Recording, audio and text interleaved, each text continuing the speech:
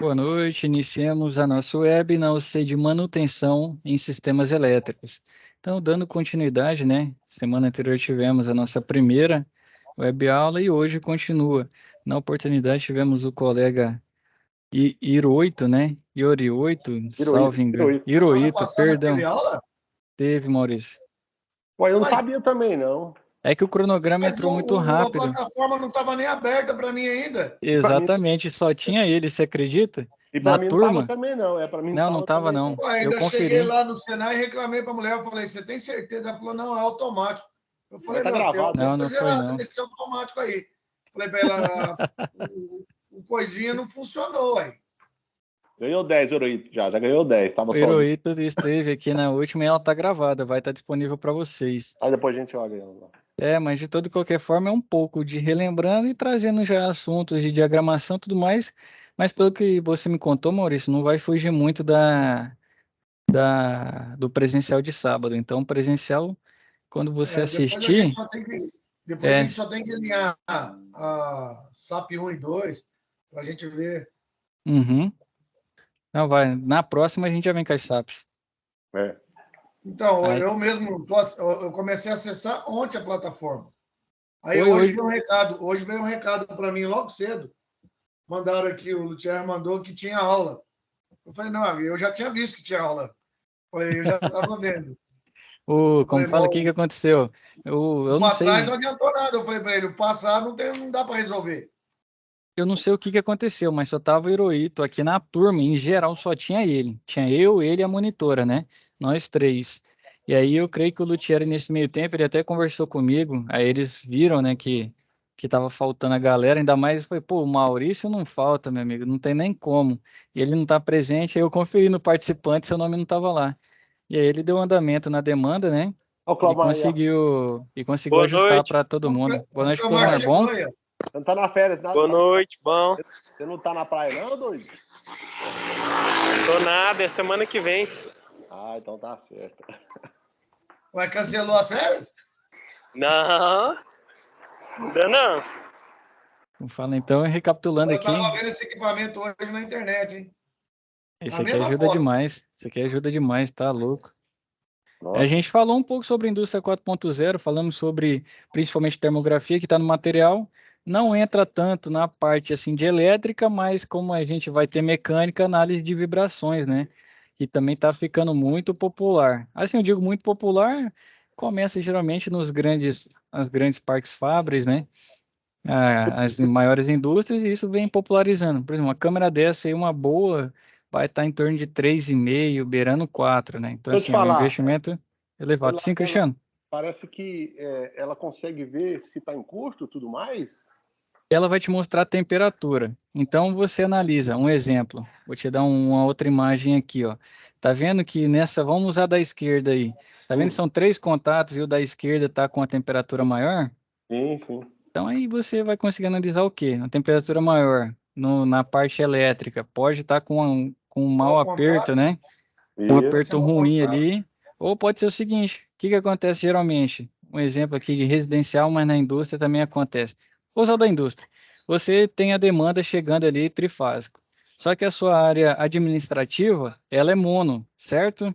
Uhum. Então você vai pegando para um pedaço usa R, para outra S, para outra T, e é o balanceamento de carga, né? Dentro de cada uma das fases. Por Aí o muitas vezes perdem-se o projeto. Depois que perdeu o projeto, o cara vai escolhendo aleatoriamente. ele cata Aí um qualquer um e exemplo aí. manda bala. Um exemplo. Então, provavelmente a fase T está sobrecarregada, entendeu? É um ponto para você ir lá analisar e balancear a carga. Então, a termografia, o que que ela faz? Você ganha muito tempo. Um quadro gigantesco, manutenção preventiva, né? Tem que ir lá reapertar, ponto a ponto. Se você chega, vou usar essa aqui, né? Se você chega com o visor termográfico, pronto, você vai ver quais os pontos ali estão com não está com o aperto legal porque a temperatura vai estar superior. Você vai lá e aperta conforme a imagem. Bom demais, hein? Ajuda muito. Ajuda, por exemplo, você pegar na anomalias também no seu equipamento. Vamos dizer que seu motor não está legal. Ele está com a corrente acima da corrente de serviço, né? Corrente nominal. E Aí, muito provavelmente, seu condutor também vai começar a esquentar. É lógico que a gente calcula com um fator de segurança, por muitas vezes supera o fator de segurança, e aí com a termografia você vê que o condutor está com a temperatura mais elevada, está diferente. Eu te contar o que aconteceu comigo hoje. Ah, O S10 2021, não dá partida e ficava oscilando bastante. Cara, eu desmontei a caixa de fusível dela todinha, cara, para ver que dentro da placa tinha um curto. Se tivesse um desse aí, eu já tinha dado diagnóstico. Dentro da na placa. verdade é por temperatura. Se o Se a seu gente curto está usar, gerando um atrito ali, né, quando você está demandando calor, às vezes faísca, né, com ela você pega. É. Mas aí tem que estar funcionando e, por exemplo, ter um pontato, um ponto de contato, eu juntei as palavras, um pontato, não existe, um ponto de contato que está gerando ali uma demanda de calor, uma mudança, né, na parte térmica. Então ele basicamente só pega o térmico, só a temperatura. Quais são as temperaturas que estão oscilando? Se não se tiver a gente, variação de temperatura, ele não é útil, entendeu? Uhum. se a gente usar aquela pistolinha high-tech, não dá para fazer um diagnóstico também, não? O infravermelho dá. Infravermelho? O que que o infravermelho... Esse aqui é melhor porque aí você consegue ver o todo, Maurício. O infravermelho você tem que ficar ponto a ponto batendo, né? Ajuda. Infravermelho ajuda muito. Mas esse aqui, o ganho é muito maior. Aqui você pode chegar, por exemplo, na manutenção, tá lá fazendo sua preventiva, foto do quadro, bota o visor, tira uma foto também e armazena. Você vai armazenando, você cria um histórico, um relatório. Ele ajuda muito. Entendi. E hoje em dia tem, eu até pedi na empresa lá né? E tá em torno de 3,5, 3.800, um bom. O chinês tem também, só que eu nunca usei, não posso falar, né?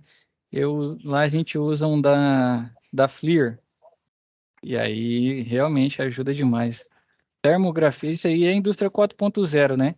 O pessoal vai trazer dois pontos principais para ajustar juntamente a elétrica e a mecânica, que é Uhum. termografia e análise vibracional, que é aquelas canetas que o pessoal coloca, vem um gráfico de vibração, você compara, né? Tem toda uma literatura que o pessoal está construindo, aí você olha lá, pô, esse tipo de vibração é rolamento, esse tipo de vibração é outro elemento mecânico, assim como o Maurício disse, né, que ele estava ouvindo lá Você tem no um momento software presencial. também que você vai alimentando com as informações, ele já vai te dando. É. Eu não tenho isso, né? Na minha empresa é Uhum, muito pequena, não tem esse tipo de coisa. Eu uso osciloscópio às vezes para vibração.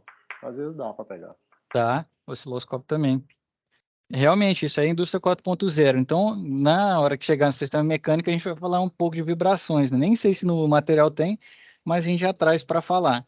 E aqui na elétrica, a termografia ajuda demais. Nossa, a termografia a gente usa em vários pontos, né? Mas ela ajuda muito.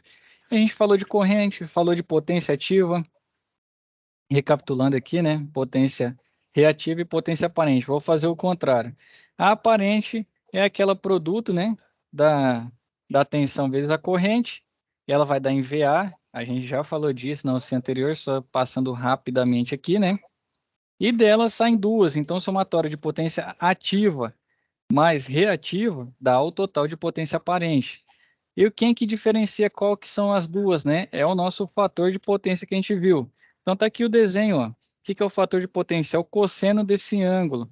Aqui ele está usando φ, né? E eu quando estudava era θ. Mas tá aqui φ. Então o cosseno de φ, por quê? Que é o fator de potência, é o cosseno de φ.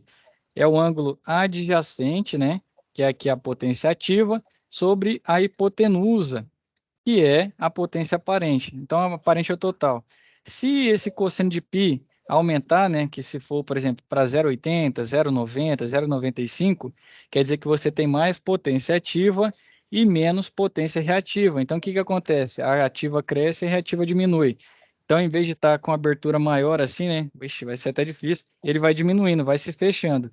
E o contrário acontece. Então, quando a reativa é muito grande, né, fator de potência menor aí que 0,5, 0,4, então ele vai ficando com um ângulo maior. Então a reativa fica maior, né? Que é essa aqui, e a ativa diminui. Então é uma forma de trazer, né, para o nosso escopo de dados, uma forma de tirar um pouco do imaginário e trazer para o papel essa concepção dos triângulos, né?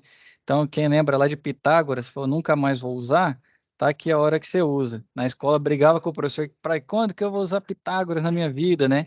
Então tá aqui, a gente para encontrar esse fator de potência, para potência aparente, ativa e reativa, a gente precisa, né, desse tipo de cálculo. É lógico que aqui vem toda a concepção, você pode usar a fórmula direto. Igual aqui, ó, potência aparente, tensão vezes corrente, vai estar em VA. Potência, se for trifásico, eu tenho que lembrar de multiplicar por raiz de 3. Essa é a correção pela defasagem das fases. Então, é tensão vezes corrente vezes raiz de 3, para trifásico. Então, se eu quiser calcular a minha potência, eu vou para ativa primeiro. Minha potência ativa, cadê ela? Ué, tá aqui no slide. Minha potência ativa, tá aqui embaixo. Se eu quiser calcular minha potência ativa, é tensão vezes corrente vezes fator de potência para monofásico. Se for trifásico, tensão vezes corrente vezes fator de potência vezes raiz de 3. Da mesma forma. Esse fator de raiz de 3, né, é a correção da defasagem das fases. E na reativa da mesma forma, né? Então a diferença aqui na reativa é que seria o seno de φ. Então, quando você tem o fator de potência, você consegue encontrar qual que é o cosseno, né? Fazer a operação reversa, que é o cosseno menos 1, né? É o cosseno com menos 1 na calculadora, né? Para a gente usar, calcular, ou aí a gente acha o ângulo. Tem que programar a calculadora para estar na unidade angular, né? Para sair da linear angular para encontrar. Então, para algebrismo, complica um pouco. Qual que é a forma mais fácil de encontrar reativo, então? Né? Se a gente quiser tensão vezes corrente vezes seno de φ.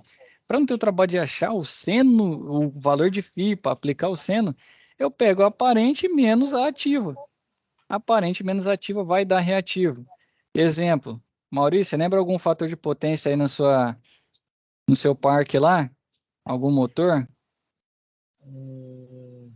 Tem algum W22 lá da VEG? Fator de potência? Peraí.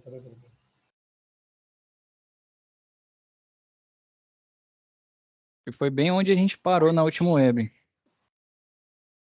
Se lembrar algum, eu vou falar um aqui empírico, né? Um fator de potência 0,85. Então, esse fator de potência ele vai de 0 a 1. Então, é como se fosse 0%, 1 equivale a 100%. Quando você tem 0,85 de fator de potência, significa que 85% da sua potência aparente foi transformada em potência ativa e 15% da sua potência aparente foi transformada em potência reativa. Então, é basicamente isso que o fator de potência indica para a gente. 0,85 é 85% de ativa e o que sobrar, né, 15% de reativa. Se o fator de potência for 0,9, né, quantos por cento vai ser de potência ativa?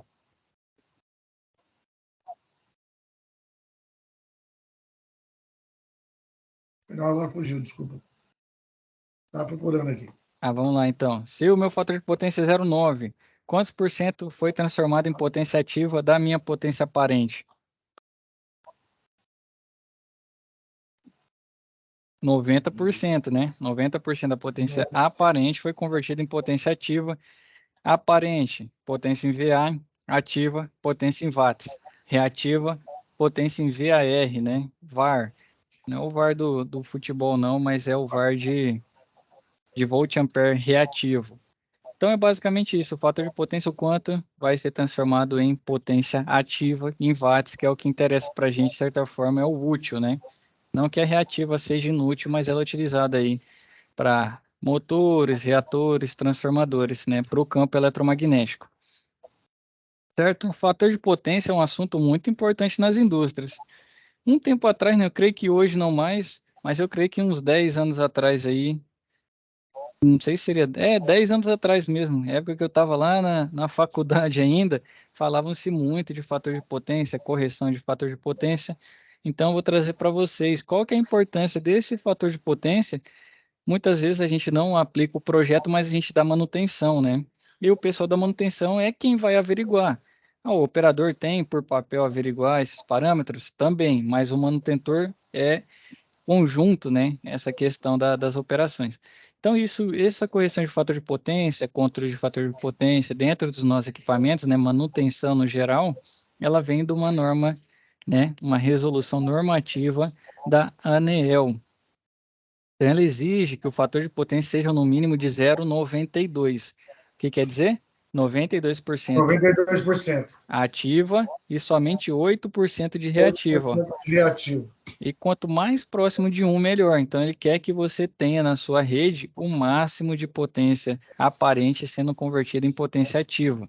Então, os fatores de potência, né, são medidos de hora em hora pelas concessionárias e são totalizados ao final de um mês. Por isso é importante o controle praticamente em tempo real. Então, mas como identificar o uso excedente de energia reativa?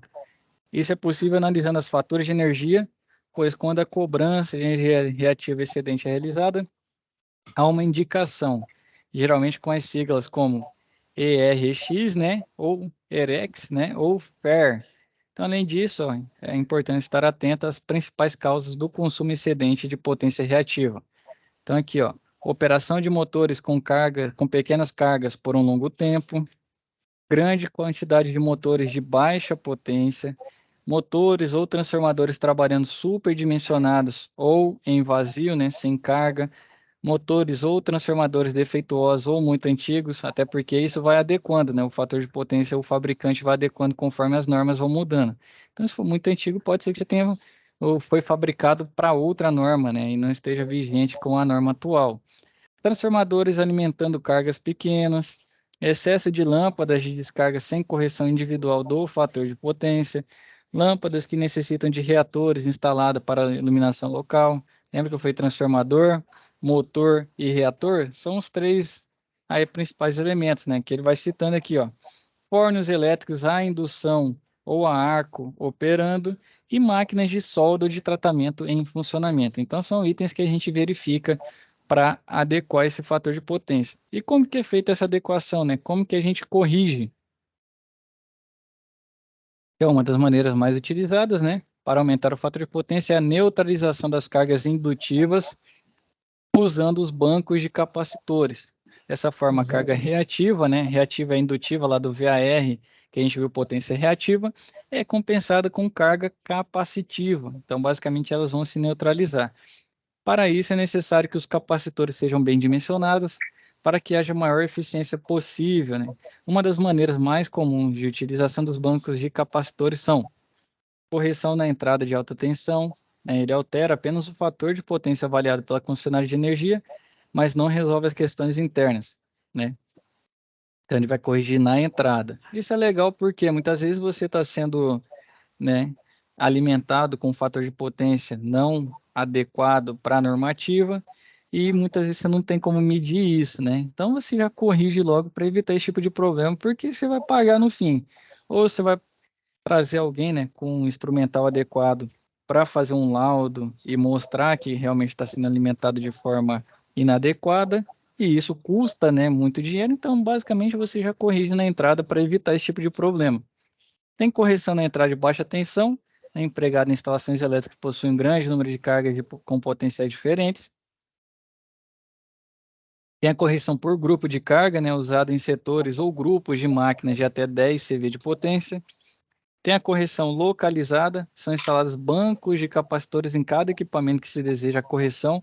Então, cada máquina sua você tem um banco de capacitor junto, né? Muitas vezes o pessoal da manutenção não entende para que serve, vai lá, tira o capacitor e joga fora. Nunca mais coloca outro no local. Então, é para isso que muitas vezes você tem um equipamento ali com os capacitores, né? Eles são diferentes desses convencionais, geralmente no banco, ele vem seladinho, né, com basicamente uma caixa, né? Geralmente a gente vê ele dentro de uma caixa no geral, mas é justamente para isso, para corrigir o fator de potência. Então, se você encontrar tá melejado, tá estourado, pede outro, né? Vai lá, troca para um similar. Muito provavelmente quem fez, né? Fez fazendo os cálculos e projetando de forma adequada, vai lá, faz a aquisição e coloca de novo. É importante para correção. Já vi muita gente pagar para fazer isso, o equipamento funcionar, estragar o capacitor, o cara faz, isso aqui serve para nada e jogar fora. E aí depois você fica com bastante carga reativa. Então é importante, se você tiver, né, mudou de empresa, né, eu não sei se é o caso, mas alguns são colaboradores aqui na turma, né, trocou, foi para outra, encontrou isso aí, muito provavelmente é um banco de capacitores aí corrigindo o fator de potência.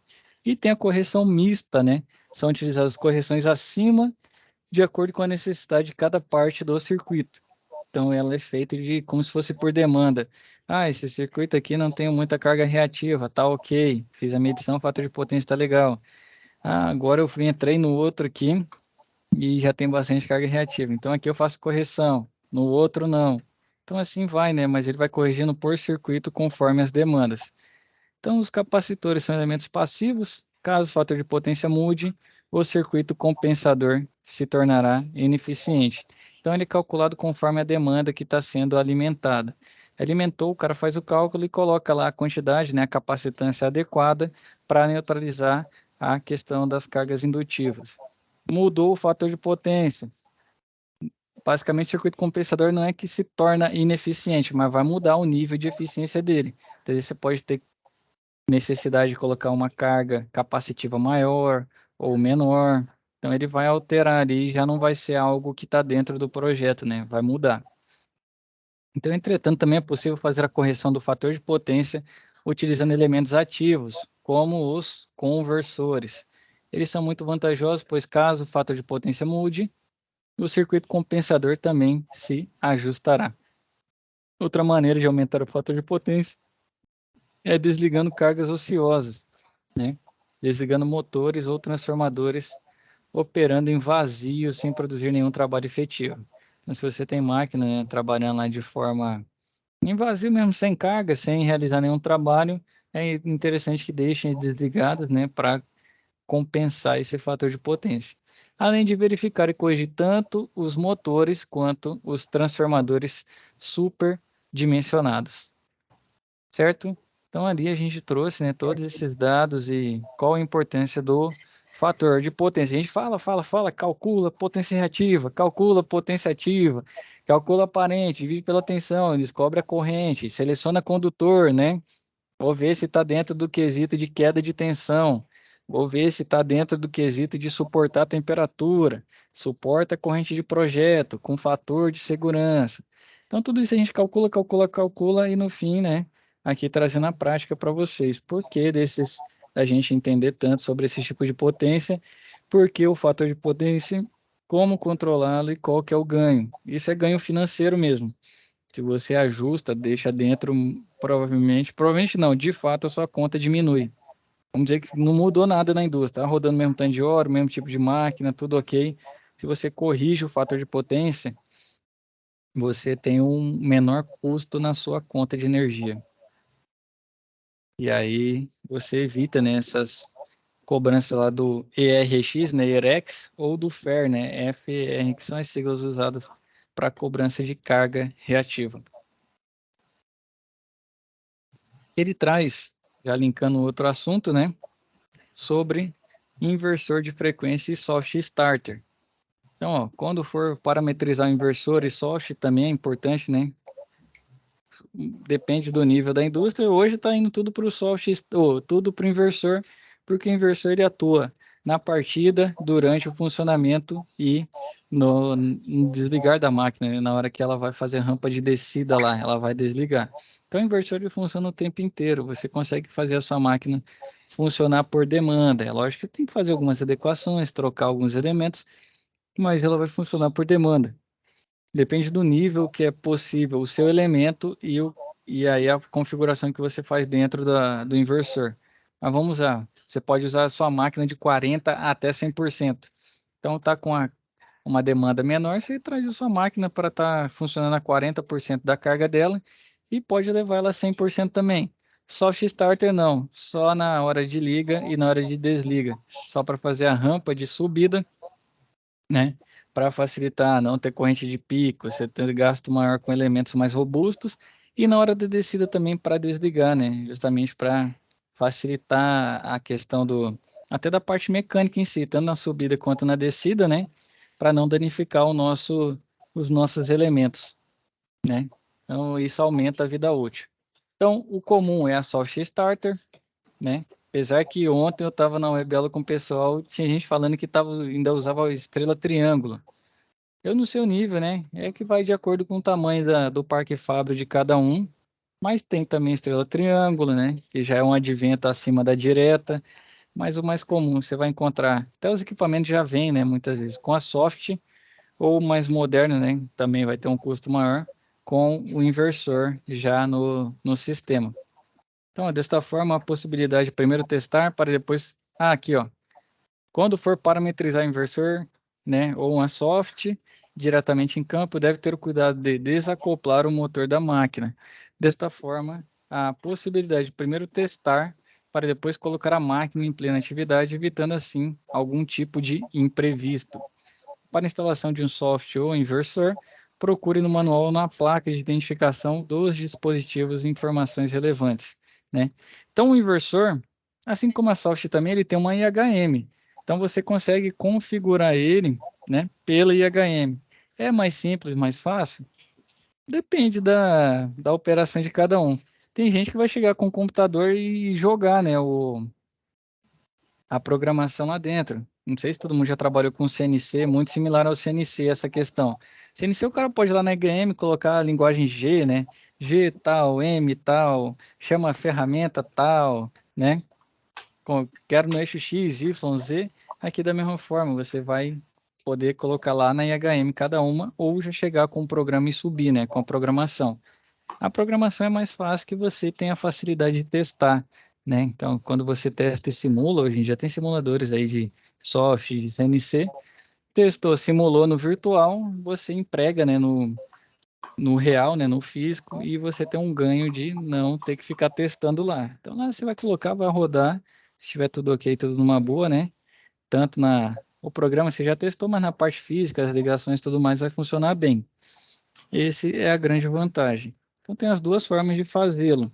Não tem tanta experiência, é debruçar no manual, ver como que configura, vai olhar o seu motor, vai entender o funcionamento dele, como que a gente pode partir, quanto tempo máximo, né, eu posso estar fazendo a partida, 4 segundos, 5, 10 segundos, a gente vai verificar tanto no manual do nosso inversor ou software para ver como que faz a programação dela, se for na IHM, e a gente, ou se no simulador você faz no seu computador, e você acompanha também o manual do seu equipamento, seja seu motor, o que for, né? Para entender qual que é a possibilidade de utilização desses implementos. Então, o manual traz, né? Então, vai ter dados de instalação, quais são as informações importantes aí, e creio que vocês já estão careca de saber, né? Mas não vale relembrar também. Tensão, frequência, temperatura do ambiente onde irá operar o motor, condição de partida, né? Quantidade de partida, né, por hora, o intervalo mínimo entre as partidas sucessivas, corrente máxima admitida pela instalação em função da queda de tensão, dados do motor, potência nominal, tensão nominal, corrente nominal, velocidade angular, conjugado nominal e a curva do conjugado pela velocidade angular na partida direta. Dados de carga, potência da carga, velocidade angular, momento de inércia, curva do conjugado pela velocidade angular e a característica do conjugado da carga, se é constante, linear, quadrática, decrescente. Então, essas informações importantes na hora da gente diagramá-lo, né? Programá-lo, na verdade, não vai ser diagramar. Então, ó, os parâmetros, né, para o software starter e inversor estão relacionados. Ó. Parâmetros de falta de fase ou subcorrente e a diferença entre a corrente nominal do motor do nível de atuação em percentual. Então, por exemplo, se você quiser ver falta de fase, você não precisa de um relé, falta e sequência de fase, que hoje em dia vem junto, vocês provavelmente viram lá na bancada, ele já faz esse controle. A diferença entre a corrente nominal do motor do nível de atuação em percentual. Então ele vai controlar também. Ah, meu fator de serviço do meu motor, você já viram a sigla que tem o FP, que é fator de potência, e o FS, que é fator de serviço. Então, quanto ele suporta acima da carga dele ali? Geralmente está em torno de 1,15, né? Muito comum ali, o pessoal já projeta aceitando 15% a mais, mas desde que não seja o tempo inteiro, né? Então, você não vai subdimensionar contando com 1,15. Vai ser para momentos esporádicos. E essa diferença ali, o soft, né? O inversor, ele vai controlar, vai verificar, até para fazer a segurança, né? Então ele verifica ali, pô, tá legal, tá operando. Chegou numa demanda máxima, isso vai durar 3 minutos e depois tem que descer. Saiu disso, ele já dá um alarme, já tira, já evita. Então, parâmetro sobre corrente imediata, então, que poderá subir em percentual, da mesma forma necessitará de outro parâmetro para determinar o tempo. Então, é sempre eu tenho um valor aqui, o meu range. Quero minha corrente, por exemplo, 10 amperes. Quanto que eu posso variar? Eu sei que o meu equipamento pode variar essa corrente aí no máximo, conforme manual, 10%. Então, se passar de 10, né? 10% vai dar 11. Chegou a 11. Quanto tempo ele pode durar isso? Ah, meu fator de serviço eu posso usar por 15 minutos consecutivos, né? Em intervalos de tanto tempo. Então, ele vai lá, você também programa, ó, pode subir 10% a corrente por um período de 15 minutos. Mais do que isso, não pode mais. Então, ele já faz esse parâmetro, esse controle. Parâmetro de desbalanceamento da corrente entre fases. Se o nosso equipamento for trifásico, que é o mais comum, pode ser que ali tenha alguma oscilação. E aí o desbalanceamento da corrente, né? Então é falta e sequência de fase, ele vai ajustar esse valor justamente para não danificar. O Maurício já tem ouvido, ele já usa uma indústria 4.0, que são os sentidos, né? Na web aula no presencial, ele me contou que ele ouviu lá o motor funcionando e já sabia que estava sem fase. Mas isso é comum. Quando você conhece a máquina, o cara dá manutenção pelo ouvido e pela audição e pelo olfato. Conheço o cara que dá manutenção pelo cheiro também. Tá um cheiro diferente ali, ele sabe que não tá legal, dependendo da máquina. Aí tem outros que botam a mão assim, sente a vibração. Esse da vibração eu não confio muito, não. Mas pode ser que o cara consiga também, né? Mas eu sei que pela audição, até porque hoje em dia a gente vai desenvolvendo também, né? A gente sabe que um barulho meio estridente, um barulho meio diferente assim. Ainda mais que se for a máquina igual o seu caso, né, Maurício? Que você tá todo dia lá, você já sabe mais ou menos qual que é o som, né? Mas isso também é um tipo de manutenção e de fato é. A gente fala, é invenção do cara no chão de fábrica, mas não, isso é documentado, tá na literatura e existe manutenção sensorial. Ela entra um pouco ali dentro, fica entre a preventiva, a preditiva, né? Mas é justamente isso. A gente pode sim usar os sentidos para fazer essa manutenção. Então, muitas vezes, né, quando está com desbalanceamento aqui de corrente entre fases, mas muito provavelmente é diferença também na tensão, né? A gente sabe ali que está faltando uma fase, está estranho, ele vai dar um ruído diferente mesmo e a máquina não funciona legal. Então, ele também consegue controlar isso. Então, assim, tem outros, né? Rotor bloqueado, ó, quando geralmente na folha de dados do motor, tempo dependerá das características do motor e da carga. Falha por tiro-estores queimados, né? Imediatamente o aparelho identifica o problema e já emite um aviso em sua IHM. Então são vários, né, parâmetros aí que o nosso software, que o nosso inversor consegue trabalhar. Até porque é a lógica, né? O sensor pega o dado, faz a leitura, ele geralmente passa por um atuador, né? Ou passa por uma lógica que vai conferir. Ah, esse dado tá legal, não tá? E aí ele volta um sinal. Pode continuar funcionando ou não, corta, né? No que corta, ele já dá um sinal também para mandar para uma IHM, dá um aviso. Hoje em dia do 4.0 o pessoal já está vendo com 5.0 também. Então, tem gente aí que já tem manutenção de quadro, sistema, tudo parametrizado por computador. Então, por exemplo, eu estou aqui na web aula, dependendo, o cara tem um supervisor aqui da unidade fábrica dele lá no Senador Canedo. Então já tem um advento também da internet, né? Aquele IoT que o pessoal fala, internet das coisas. Então, existe dessa forma também. Então, vai muito do nível de investimento, né? O nível da indústria, qual que é a necessidade em si, se o cara tem a equipe de manutenção muito próxima, se ele não tem, precisa ter um supervisório mais incisivo, né? De ponta a ponta. Então, vai muito disso, o nível de tecnologia empregado também embarcado nas instalações, mas esses dois, né, eles conseguem, e eles fazem a leitura, né, leitura e conferindo com a lógica programada, tá ok, funciona, não tá ok, por quanto tempo ele pode ficar fora, passou determinado tempo, ainda não tá ok, corta, desliga, até para evitar, né, maiores danos e tudo mais. Então, não só na partida, né, da máquina ou na rampa de descida, né, na hora de desligar o equipamento, ele atua também para verificar alguns parâmetros em si. E o inversor vai tomar conta, né? O soft start também existe muito, mas cada vez mais o inversor popularizando, né? O inversor daqui um dia tá até em liquidificador dentro de casa. Esse é num futuro muito distante, né? Eu creio, mas o inversor está tomando conta de tudo, né? Tudo hoje em dia. Pega uma máquina de lavar, tem inversor. Pega uma geladeira, tem inversor. Pega um ar-condicionado, tem inversor. Pega um freezer, né? Refrigerador, tem inversor. Então, assim, tudo que tem um motor, o pessoal está acoplando inversor, porque a questão é economizar energia e que as máquinas funcionem por demanda, né?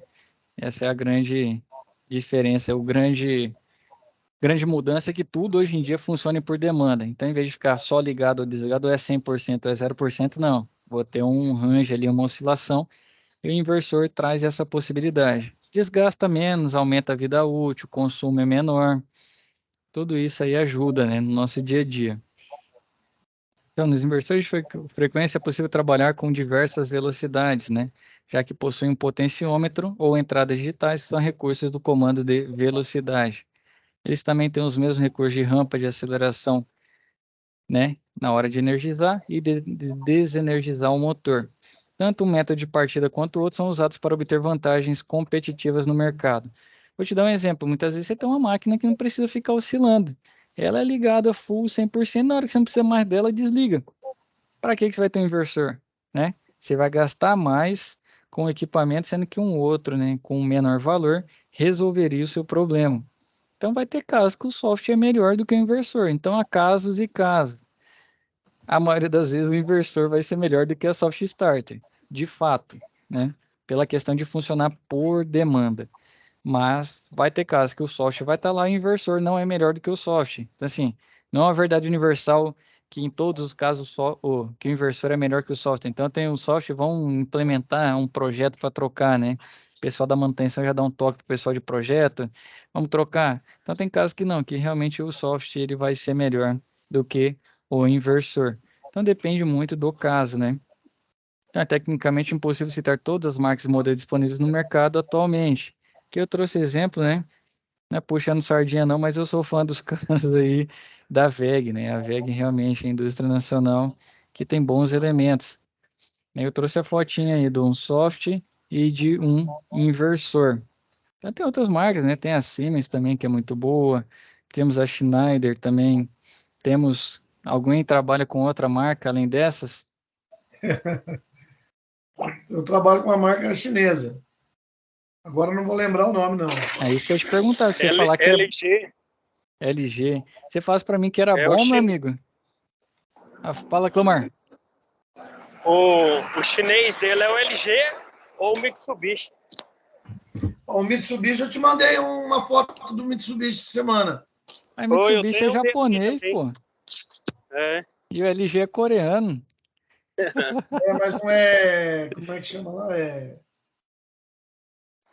Agora eu não vou lembrar. Mitsubishi hoje em dia, ele ainda tá comum na sua área, Clomar? Tá. Ele é muito forte na área de lavanderia, né? Uhum. Não é tão comum na... pode falar. O único lugar aqui que eu sei que vende dele é lá na MPA. Eu queria te falar, ele não é muito comum na indústria, porque se o cara, por exemplo, já tem a máquina, tem tudo, e quer só fazer um implemento, uma atualização, é mais fácil ele encontrar um Schneider, um WEG para comprar avulso. O Mitsubishi ele já vai estar mais associado aí à área de lavanderia, né? Tem Não, outras áreas também mas que usa ele bastante. Eu estou tentando lembrar agora que eu já vi o pessoal falando do Mitsubishi, mas eu nunca vi um. Eu já vi dessas outras três que eu falei para vocês. Da Mitsubishi eu não lembro. ele é fácil também de parametrizar ele, só que esses, quando vai estragando, eu vou tirando tudo e colocando os da VEG, porque não compensa o conserto. E são equipamentos caros, né? Então, assim, tem que ter um cuidado com ele também. Mas Não sei tem um se dá pra nível você de ver aí, ó. robustez. Não, tá dando mais pro lado um pouquinho. Você tá mostrando a foto? É o Mitsubishi aqui, ó. Tá um pouquinho para sua esquerda. Aí. Tô vendo um pedacinho dele aí. Mitsubishi mesmo. Esse aqui é pequenininho, ele tem numa máquina minha de rebobinar. Vai comprando aqui.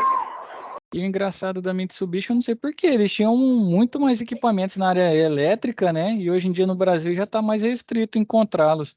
Eu não sei se é o advento da WEG, né? porque a VEG ficou muito forte, é nacional, tem subsídio, né, do governo, então consegue colocar um preço mais competitivo aí. Mas não é tão comum achar Mitsubishi não igual era antigamente. Cleomar vai saber mais do que eu aí. O que que aconteceu para Mitsubishi não tá tão comum igual já foi? Preço no mercado. Preço, né? Então provavelmente vai ser isso mesmo. Então hoje em dia vocês vão encontrar a VEG. A VEG vai tomar conta porque é nacional, né? Então eles têm uma indústria muito grande, tá? Vende para o mundo inteiro a VEG, muito forte, né? Eles conseguiram aí se posicionar no mercado no mundo, né? Então não é só mercado nacional. E são máquinas boas, né? A gente lá também usa VEG por, por ser bom mesmo. É tudo que a gente pegou dos caras, realmente, eles têm um nível de qualidade elevado. Aí ele traz aqui, ó, o passo a passo desmontando um motor elétrico. Rapaz do céu, se eu for trazer aqui para vocês, isso eu vou pedir para vocês conferirem lá na nossa plataforma, até porque o tempo já está curto.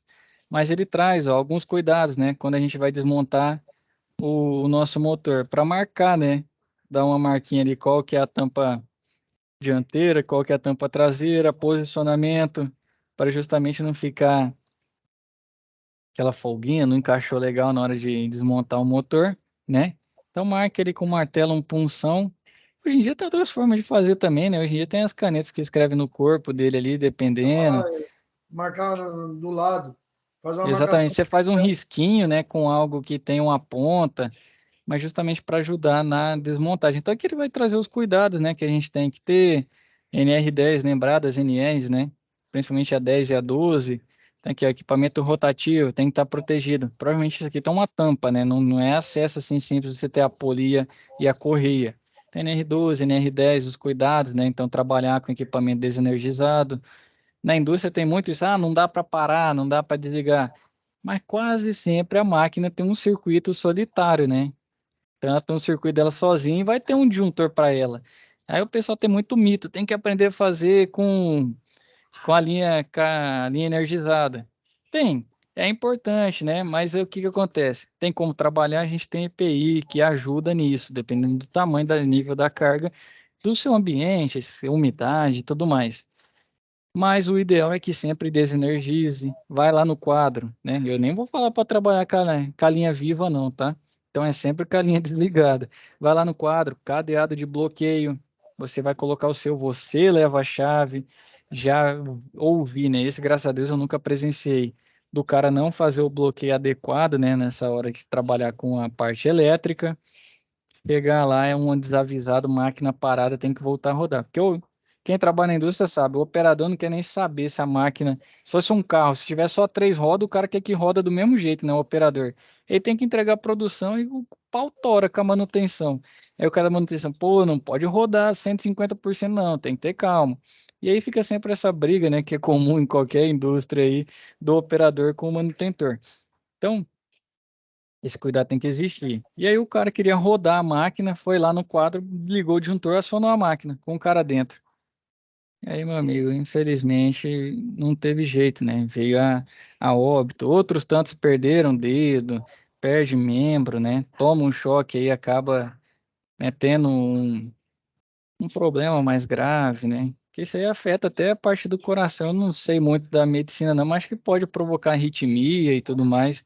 Então é um cuidado muito grande, né? Então a gente vai lá, cadeia de bloqueio, você carrega a sua própria chave, não deixa, tá aqui a chave se precisar. Meu amigo, não vai precisar. Enquanto você estiver na máquina dentro ou mexendo, não é para ser necessário ligá-la, até porque ela está em manutenção. Coloca um painel de aviso, EPI. Chato pra caramba. Já tive no chão de fábrica. Sei que é chato, mas aquilo lá é para proteger. Então não pode faltar EPI. Tem que utilizá-lo. EPI eu já presenciei salvando visão das pessoas. O esmerilhadeira, o disco de corte quebrou, veio no olho. Isso aí tem na internet demais, né? De penca. Ah, o disco, o pedaço quebrado parou no óculos. Não tem um óculos, meu amigo. Você vai no olho, arrebentou a visão do cara. Vai ficar igual pirata, né? Ter que usar tapa-olho ou olho de vidro. Então, tudo isso aí é importante, né? Ele vai trazer aqui Tem um amigo meu que ele tem olho de vidro porque estourou. Estourou e cortou assim, ó. E corta mesmo. Fez 2 plásticas para poder fazer reparação, né? Porque o corte foi profundo e perdeu a vista. Infelizmente acontece muito. Isso é uma tristeza, né? Eu fico imaginando, por exemplo, você tá trabalhando ali, o cara tá contigo todo dia e tal, já pensou num dia o cara sofre um acidente de trabalho e falece? Como que fica o emocional de toda a equipe, né? Como que você vai se sentir seguro em exercer sua função, sabendo que o cara que estava contigo ali 2, 3, 5, 10 anos faleceu ali trabalhando a mesma coisa que você faz? Então o EPI é imprescindível, não tem jeito. Tem que usar o EPI adequado. Ah, esse aqui dá para quebrar um galho. Cara, evita, né? Eu sei que no dia a dia é correria e tudo mais, mas sempre evite porque tem um risco. Aqui ele vai trazer uma coisa legal, o aquecedor de rolamento indutivo. Ele vai falar sobre quando vai tirar o rolamento e tudo mais, né? Aqui um saca-polia. Saca-polia aqui, rapaz do céu, isso aqui acho que é um dos trem que o povo mais inventa, né? Nunca tem do tamanho adequado, nunca tem o número de garra adequado, todo mundo sai inventando e construindo. Creio que na indústria de vocês aí, muitas vezes a gente encontra, né? Mas não é tão simples assim encontrar certinho para o nosso equipamento. Isso aí muita gente fabrica, né? Essas sacas aí justamente para facilitar. Então, utiliza a saca-polia. Na hora de colocar o rolamento que ele traz aqui, que eu achei legal, o aquecedor de rolamento indutivo. Não sei se vocês têm aí no parque de vocês. No meu Tem, não. não tem, né? Geralmente não vou mentir, eu uso um pouco da pancada. É lógico que se você, né, aplicar uma pancada de forma inadequada, você danifica a pista do rolamento. Danificando a pista, meu amigo, a vida útil dele vai embora muitas vezes muito rapidamente. Você, às vezes, ele não está mais alinhado, né? Que ele vai ter. Cadê a câmera aqui? Ele vai perder o alinhamento dele, desbalanceia. Depende do nível de vibração, ele pode chegar a tocar no mancal da vida, né? E danificar os dois. Então, as pancadas, se tiver que usar, né? O ideal é usar prensa, né? Uma prensa hidráulica. Se tiver que usar, usa um martelo de impacto, né? Que o dano é menor ali no contato de ferro com ferro. O martelo de impacto, ele vai ter um emborrachado ali. É lógico que você não consegue aplicar a mesma força, ela vai atenuar a borracha, mas evita também danos à pista e a questão construtiva desse enrolamento. Aí, cadeado de bloqueio aqui, ele vai trazer passo a passo, né? A conexão padrão também, muito importante. Vou parar aqui para falar sobre isso. Eu acho que eu falei o Cleomar, mas o Cleomar deve ser craque também nisso, né? A gente estava falando sobre contator, os contatos de força e contatos de comando, né? Então, mais comum, hoje em dia, é L1, L2, L3, né? Um ou outro pode usar diferentes concepções, mas vai ser isso, 1, 2 e 3 na entrada, 4, 5 e 6 na saída. Ou L1, L2, L3 na entrada, T1, T2, T3 na saída, também tem muito, né? Então são contatos normalmente abertos, né, no contactor, que é o que está representado aqui, e ele tem contatos auxiliares nesse caso. Como que é feita a concepção? Por que tem aqueles números, quando a gente vai no comando, né? Então, ó, o primeiro número nos contatos auxiliares, 1, 2, 3, é a posição do contato. Então, é o primeiro contato, segundo contato, terceiro contato. O segundo número indica se ele é normalmente aberto ou normalmente fechado. Quando é 3 e 4, igual aqui, ó, 13 e 14 é o primeiro contato auxiliar, 13 é a entrada do normalmente aberto e 14 é a posição de saída do normalmente aberto. Se for 1 e 2, aí ele já é normalmente fechado. Então aqui, ó, 21, segundo contato auxiliar, posição 1, entrada do normalmente fechado, e posição 2, né, o 22, segundo contato auxiliar, é a saída do normalmente fechado. Então, é essa a diagramação. Primeiro número é a posição do contato auxiliar, segundo número indica se ele é normalmente aberto ou normalmente fechado. 1 e 2, normalmente fechado, 3 e 4, normalmente aberto. A 1 a 2 é onde a gente faz o contato ali, que faz o selo, né? Então, a 1, a 2 é onde tem a bobina ali que vai atracar, né? A bobina para fazer fechar o contato entre L1, L2, L3, né? T1, T2, T3 ou 1, 2, 3, 4, 5, 6. Depende muito da forma como o fabricante, né, utiliza para nomear os seus contatos, certo? E aí ele tem duas posições de contato, né? Um aberto ou fechado, que é deixando a tensão passar, né? A força, os contatos de força, ou deixando passar ou não deixando, né? O Cristiano, o Cleomar, creio que tenha também. O Maurício, a gente foi comentando antes, né? Justamente Acho que vocês sabem como que funciona o contactor? Todo mundo sabe? Sim, agora eu sei. Sim. Cristiano também, Sabem. Cleomar, né? Eu Sim. costumo lá na empresa, quando chega alguém novo, eu costumo brincar com ele que é um interruptor. O cara fala, pô, mas o interruptor ele é mecânico, eu vou aqui na parede, aperto, ele troca ele de on e off, né? Mas ele é basicamente isso. Ele tem um A1, A2, onde entra o sinal que a gente costuma falar, né? E o A2 é o neutro, então é tensão e neutro, que vai fazer o quê? Atracar a bobina dele. Então ali é que atraca. E a bobina que deixa passar do L1, L2, L3 por T1, T2, T3. Então o A1 com o A2 é como se fosse a tecla. Quando chega o sinal, ele liga, on, passa, né? Quando o sinal sai, desliga, não vai passar mais. É basicamente isso, né? Fazer essa comutação de posições. Ele pode ser acionado por um A2, ou pode ser acionado, ele tem um botãozinho também que você empurra, ele atraca manualmente a bobina, né? Então, o A1, A2 ele faz energizar, gera o campo magnético, sela e atraca. Ou você empurrando mecanicamente também, a molinha empurra e atraca a bobina. A diferença é que quando você empurra de forma manual, você tem que manter pressionando o botão. Se você tirar a força, ele volta para a posição e fica normalmente aberto, né? Não deixa passar. Aquele botão é muito mais para a gente testar, né? Antes de, o sinal não está chegando, mas eu quero ver se está chegando força. Vou lá e empurro. A bobina, você estava falando, né, Maurício? Dá para trocar essa bobina. Cuidado, se tem bobina 24, tem bobina 220. A questão de frequência também influencia, mas isso a gente vai encontrar mais na divisa, né? Ali com os outros países sul-americanos, né? Que o pessoal usa energia em 50 Hz, aqui o nosso normal, quase todos, acho que todos os concessionários usam 60 Hz para frequência, né, na questão da energia. Outra coisa importante são os botões pulsantes, né? Da mesma forma, se ele for no nosso diagrama 3 e 4, né, o segundo número quer dizer que ele é normalmente aberto, 1 e 2 normalmente fechado. Então, quando você aperta, né, você aciona, você muda o estado desse contato. Se ele era normalmente aberto, quando você empurrar, ele vai trocar, né, vai ficar normalmente fechado.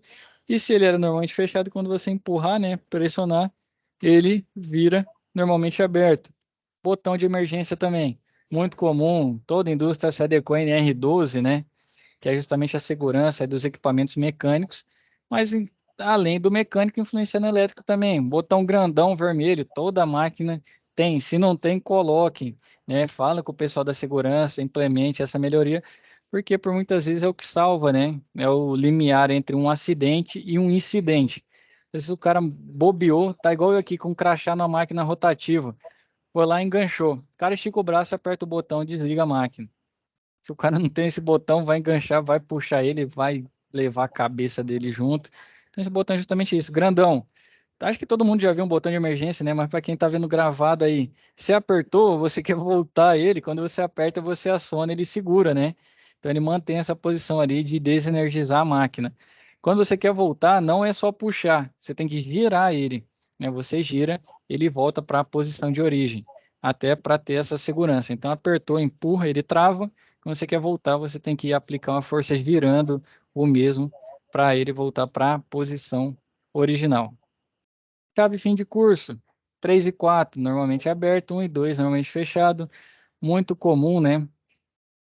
Para portas, geralmente, ou depende do nível de atuador, ou, deixa eu lembrar uma outra aplicação no fim de curso aqui. Fim de curso eu já vi também usando o pessoal com pallet, né? Chegou ali na posição. Hoje em dia nem usa tanto fim de curso mais não, porque o fim de curso ele é mecânico, pode travar. Hoje em dia o pessoal usa barreira, né? Coloca barreira de laser, se passou, aciona, se passou outra posição, aciona de novo. Hoje em dia está muito automatizado, né? Mas ele chegava na posição ali, pode ser por rolete, né? Por mola, quando mudava a mecânica dele, né? Fazia a molinha entrar assim, ele mudava a posição e ele muitas vezes era o sinal, né? Para alguma contactora atuar, uma esteira continuar rolando, um paletizador ligar, né? Depende muito aí da concepção. Hoje em dia ainda é utilizado muito, mais na parte de pneumática, né? Mas pode ocorrer em outras necessidades também. Isso é comum também, no fim de curso, eu lembro mais palpável portão de casa, quem tem portão eletrônico, né? vai ter os fim de curso lá, mandando o motor desligar, né? Chegou no fim do curso que corta energia, aí manda fechar. Antes dele bater, né? Vai ter um fim de curso ali também, mantendo a posição para evitar os choques mecânicos. Relé de sobrecarga. Aqui tem uma mudança, ó. Continua os contatos, né? Aqui ele já usa 1, 3 e 5 para entrada, então contato número ímpar. As fases entram, 2, 4, 6, saída. Então, contato de força. E os auxiliares. Tudo começa com 9. Então, se está 9 ali, né? Vai ser um relé, nesse caso aqui, um relé de sobrecarga. Então, 9, 5, 9, 6. 5 e 6 ele usa para fechado, 7 e 8 para aberto. Então, tudo vai ser 9. Então, não vai ser primeiro contato, segundo contato, terceiro. Não vai começar com 2, 3.